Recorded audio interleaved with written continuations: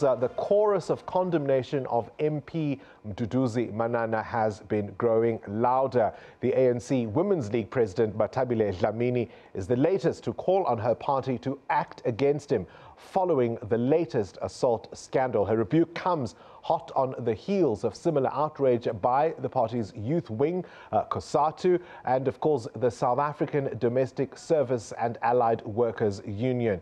Cabinet has also condemned it, saying Manana's case was not discussed specifically, but rather as part of a general wave of gender-based violence plaguing the country. Manana is accused of verbally abusing and attempting to push his domestic worker, Wiro, down a flight of stairs at his home.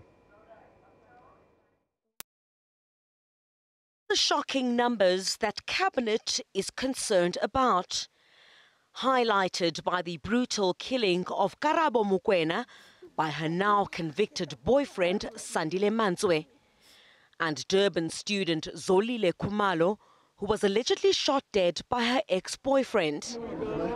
But it's ANC MP Mduduzi Manana's latest gender violence scandal, this time involving his domestic worker, that's raised the eye of many. Cabinet says it hasn't directly addressed it, and a blanket response was given when asked about the specific incident. Cabinet did not discuss Mduduzi Manana as an individual, but Cabinet did reflect on gender-based violence in the Republic of South Africa and how it has been meted. And that is the issue that we dealt with, precisely because the item Mduduzi Manana was not necessarily an item, but the reflection on gender-based violence was the subject. If he as a person is affected, yes, we must condemn his act, and we do hope that the law will take its own course.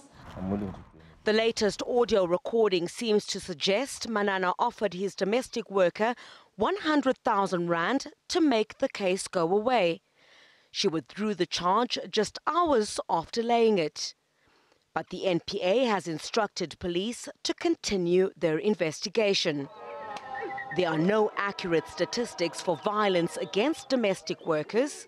The South African Domestic Service and Allied Workers Union says that's because they are isolated and vulnerable.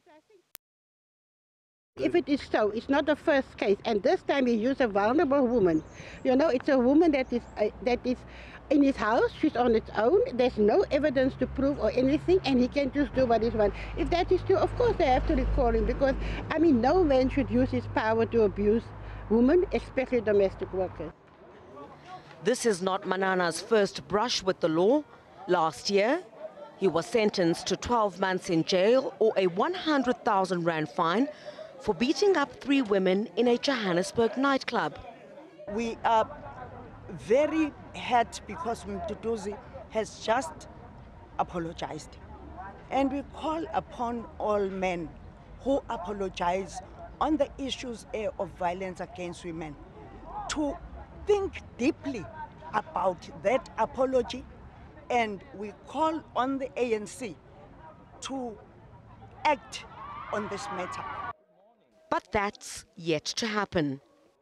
As the voices become louder for stern action to be taken against Manana, he remains mum. But SABC News understands the Secretary General of his party, the ANC, is dealing with the matter. Whatever happens, the governing party would need to be seen to be serious about dealing with gender-based violence, even if it involves one of its high-ranking figures. Criselda Lewis, SABC News in Johannesburg.